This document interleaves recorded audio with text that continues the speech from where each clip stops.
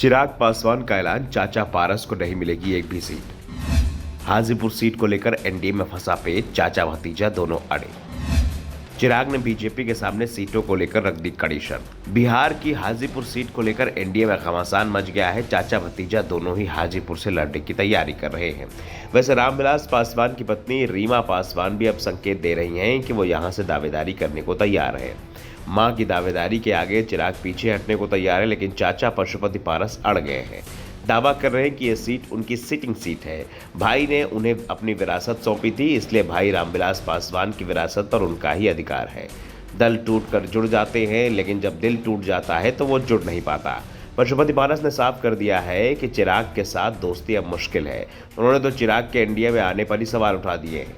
नित्यानंद राय से चिराग की मुलाकात पर कहा है कि राय बीजेपी की ओर से गठबंधन के लिए अधिकृत नहीं किए गए हैं। पारस भले ही कुछ भी दावे कर रहे हों, लेकिन 18 जुलाई को दिल्ली में एनडीए की होने वाली बैठक में पार्टी अध्यक्ष जेपी नड्डा ने चिराग को न्योता दिया है। यानी बीजेपी ने चिराग को एनडीए का हिस्सा मान लिया है, लेकिन सीटों को लेकर जरूर पेच फंस गया है। हाजीपुर सीट पर चिराग पासवान ने खुली दावेदारी जता दी है, साफ कर दिया है कि वो इस सीट से चुनाव जरूर लड़ेंगे।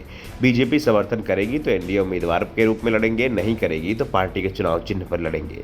हाजीपुर उनके परिवार की सीट है और जब चाचा खुद को हमारे परिवार का हिस्सा नहीं मानते तो इस सीट पर उनकी दावेदारी अपने आप ही समाप्त हो जाती है। चिराग ने तो यहाँ तक कह दिया है कि उनका एनडीए में शामिल होना या बाहर रहना बहुत कुछ हाजीपुर सीट पर निर्भर करेगा।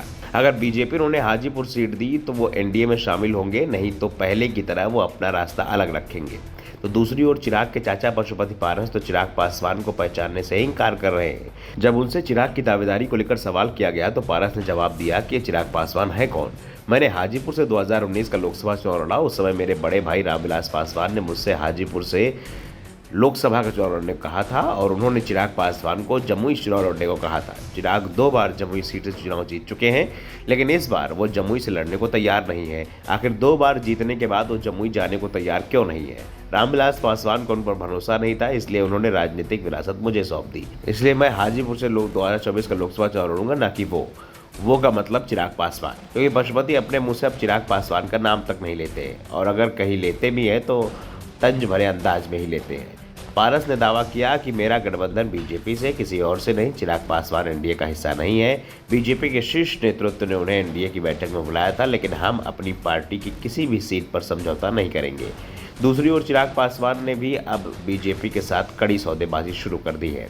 वो सिर्फ हाजीपुर सीट नहीं मांग रहे, बल्कि 2019 की तरह जो लोकसभा की 6 और राज्यसभा की 1 सीट पर भी दावेदारी कर दी है।